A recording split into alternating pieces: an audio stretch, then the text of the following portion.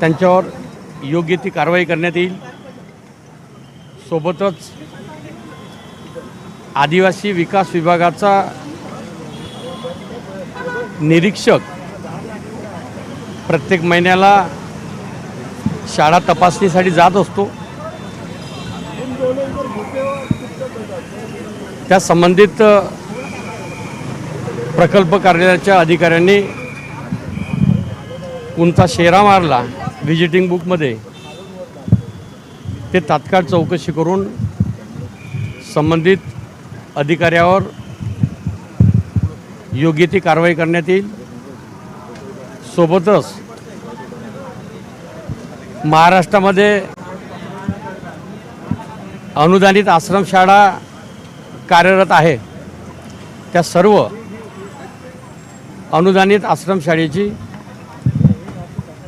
Trust संस्थेद्वारे मूल्यमापन करण्यात येईल।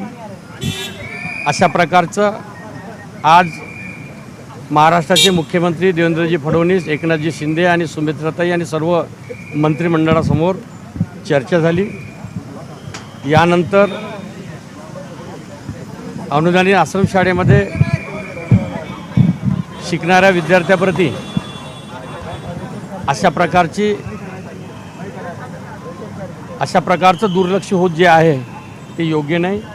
100% यानंतर अनुदानित आश्रमशाळेमध्ये शिकणाऱ्या विद्यार्थ्यांना योग्य ते न्याय देण्याचा सरकार प्रयत्न करेल। सोबतच त्या अनुदानित आश्रमशाळेमध्ये हा प्रकार जो घडला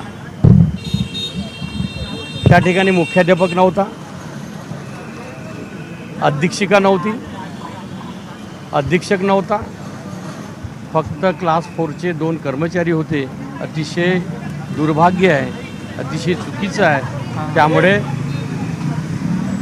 तपासणी करून त्या संस्थेवर तात्काळ कारवाई करण्यात येईल। मुख्यमंत्र्यांनी या संदर्भात काही निर्देश दिले? मुख्यमंत्र्यांनी काही सूचना निर्देश या प्रकरणात दिलेत का? आज आम्ही चर्चा केली असता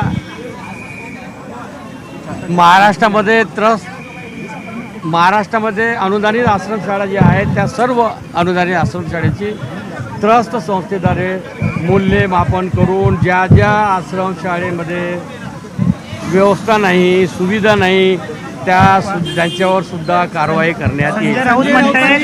राजीनामा घेतला पाहिजे। आदिवासी विकास मंत्र्यांनी राजीनामा द्यावा अशी मागणी संजय राऊतांनी केली आहे।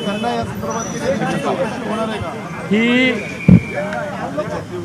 अनुदानित आश्रमशाळा 1992 पासून गडचिरोली जिल्ह्यामध्ये जलतलाई या गावामध्ये धानोऱ्या तालुक्यामध्ये 1992 पासून ती अनुदानित आश्रमशाळा सुरू आहे।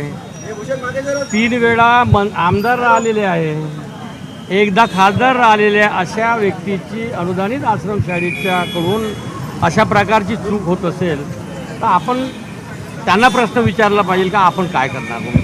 परंतु सरकारच्या माध्यमातून चौकशी करून पण कुठेतरी आदिवासी विकास मंत्र्यांनी राजीनामा द्यावा अशी मागणी संजय राऊतांनी केली आहे। नाही बाबू, अनुदानित आश्रमशाळा 1992 पासून सुरू आहे, मोठ्या माणसाची आहे, आदिवासी माणसाची आहे। आदिवासी विद्यार्थ्याप्रती अशी चूक करणं हे योग्य आणि संयुक्तिक नाही।